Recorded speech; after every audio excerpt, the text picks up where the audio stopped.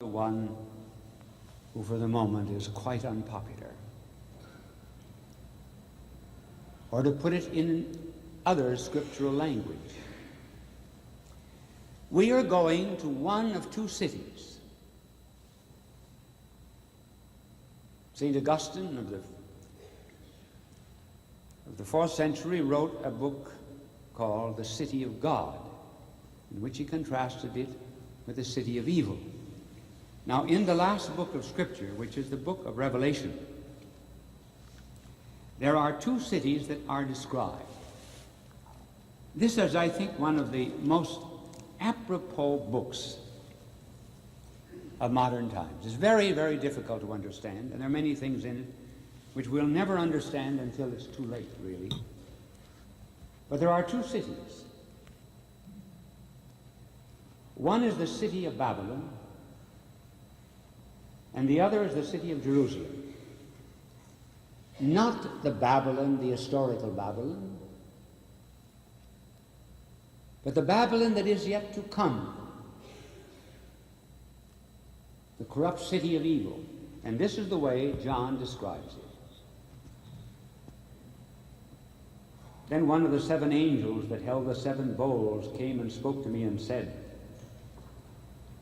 "Come, and I will show you the judgment on the great whore enthroned above the ocean. The kings of the earth have committed fornication with her, and on the wine of her fornication men all over the world have made themselves drunk. In spirit he carried me away into the wilds, and there I saw a woman mounted on a scarlet beast, which was covered with blasphemous names. The woman was clothed in purple and scarlet and gold and jewels and pearls. In her hand she held a gold cup full of obscenities and the foulness of her fornication. And written on her forehead was a name with a secret meaning: Babylon the Great, the mother of whores and every obscenity on the earth. The woman I saw was drunk with the blood of God's people and with the blood of those who had borne their testimony to Jesus." That is one city. Then the other city, which will be at the end of time. "Come, and I will show you the bride, the wife of the Lamb." Who's the Lamb? Our blessed Lord. Who is the wife or the bride of the Lamb? The church. All of us who will be members in heaven one of another. So in spirit he carried me away to a great high mountain and showed me the holy city of Jerusalem, coming down from out of heaven from God. It shone with the glory of God. It had the radiance of some priceless jewel, like jasper, clear as crystal. It had a great wall with 12 gates, at which were 12 angels, and on the gates were inscribed the names of the 12 tribes of Israel. So ultimately, at the end of our choice, after having chosen either Christ or Barabbas, there will be two cities awaiting us: the city of Babylon and the great marriage. For in heaven there will be the marriage of the Lamb and the bride, which is the church. Now let us look at a few characters who have made this choice. St. Augustine. St. Augustine was the hippie of the early church. He was a very learned man, dissolute, but he still had a yearning to be good. And he often prayed, "Dear Lord, I want to be good, but not now. A little later on." We all say that prayer. And one day he was with his friend Alypius in a garden, and he was torn on the inside between following the way of the Spirit and following the way of the flesh. And he heard a voice, the voice of a child, saying, Tole, lege, take up the book and read. And he read from the Epistle of the Romans, not in chamberings and in impurities, but in obedience to the Spirit. And Augustine chose that day to follow Christ and became one of the great saints of the church. Even pagans had this choice.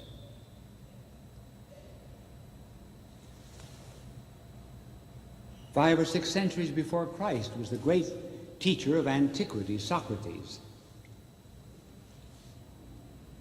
And he was constantly telling the youth of Athens that there was an absolute in morality, and there was one God, not many. And that was a crime against the state. Socrates was condemned to death. And they offered him a chance to escape because of his influence and his prestige and his goodness. And Socrates would not escape. And they gave him the hemlock juice. And he drank it. And as he was losing consciousness, he said, oh yes, I owe a rooster to Asclepius. Refusing to escape, he said, I shall follow whatever way God leads me. So even the pagans have the choice. An interesting story from the Old Testament. There was a famine in the city of Bethlehem. And Ruth left the city of Bethlehem, or rather the town of Bethlehem, and went into the Moab country. Now that was non-Jewish. And she should not have done it even during a famine. And she took with her her 2 sons. They married 2 Moabite women. The 2 sons died. Naomi had 2 daughters-in-law in her hand. One was Ruth, and the other was Orpah.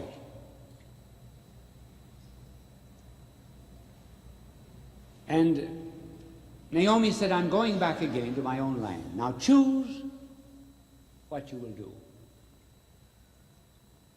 Ruth said, your God shall be my God. Your country shall be my country. Your Lord, my Lord. I shall go with you. Orpah went back to her pagan people. Ruth became the great-grandmother of King David, who was the notable king who foretold the kingship of our blessed Lord. So at the beginning, therefore, of these series of conferences, think on the choice that you are making. Never be discouraged. You have plenty of help. We will develop that as time goes on. And perhaps I can describe maybe some of the difficulties that we have and the hopes in terms of some of the great sculpture of Michelangelo. Michelangelo was commissioned to do the tomb of Julius II. This tomb was never finished. What you see in Florence today are 4 half-formed figures coming out of the marble, struggling, striving to be released.